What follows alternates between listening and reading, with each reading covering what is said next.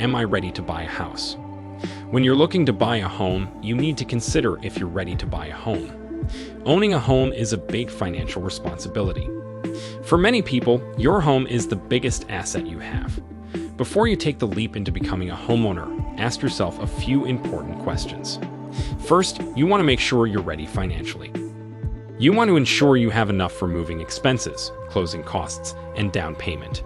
You also need to make sure you have enough income coming in to support a monthly mortgage payment. If you feel confident about your financial situation, you're on the right track. 10 steps to buying a house in Canada. To help you on your journey to homeownership, we've rounded up a few basic steps to follow.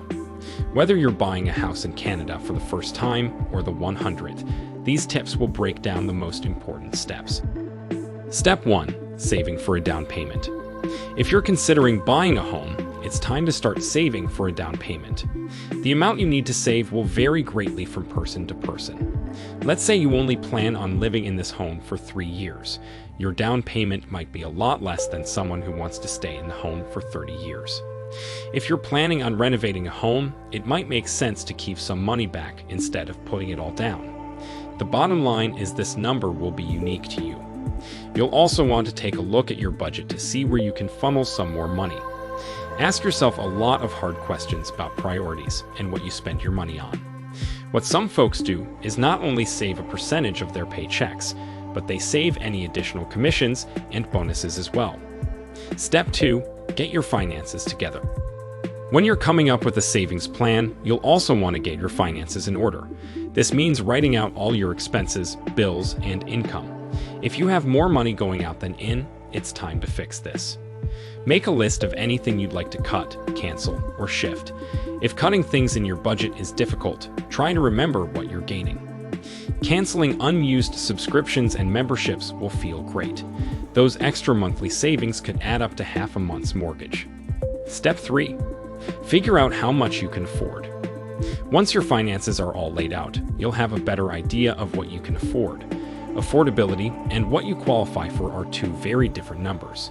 A general rule of thumb is that your housing expenses shouldn't exceed more than 30% of your income.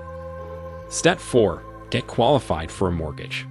Once you have a ballpark figure of what you can afford monthly, it's nice to compare it to a pre-qualification. Your lender will run your credit and assess your income and expenses.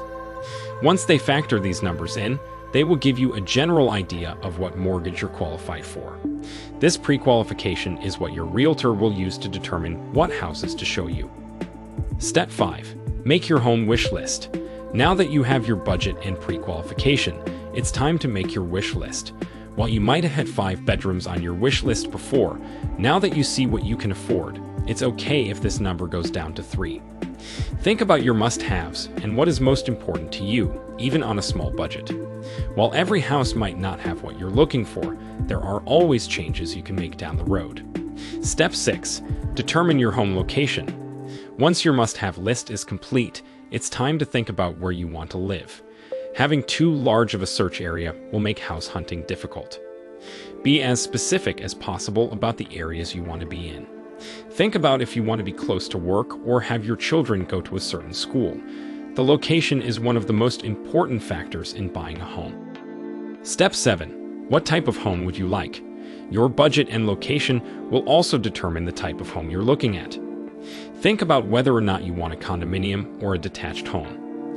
If you're open to both, you'll have more options. If you're set on one over the other, share this with your realtor. Step 8. Fixer-upper or move-in ready. One big factor to consider is whether you want a move-in ready home or a fixer-upper. If your budget is tight and you're looking in an expensive area in Ontario, a home that needs repairs might be your best bet. A home that needs work will cost less upfront.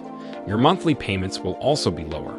This allows you to save more each month to put towards renovations. If renovating is out of the question, you'll only want to look at fully updated homes.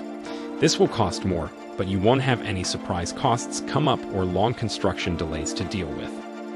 Step 9. Get connected with a realtor. Finding a realtor is an important step in the home buying process. This person should be someone you like and trust. You'll be spending a lot of time together over the course of a few months. When you meet your realtor, they will want to know your budget, how much you're qualified for, and what type of home you'd like. They will also need your must-have wish list and what areas you're considering. Step 10. Start house hunting. The last step in the home buying process is finding your new home and striking a deal. Once you make an offer and it gets accepted, you'll be well on your way to becoming a homeowner. The closing process will include negotiations about the closing date, the final sales price, and any concessions either party needs to make. You'll also secure your financing and determine your down payment.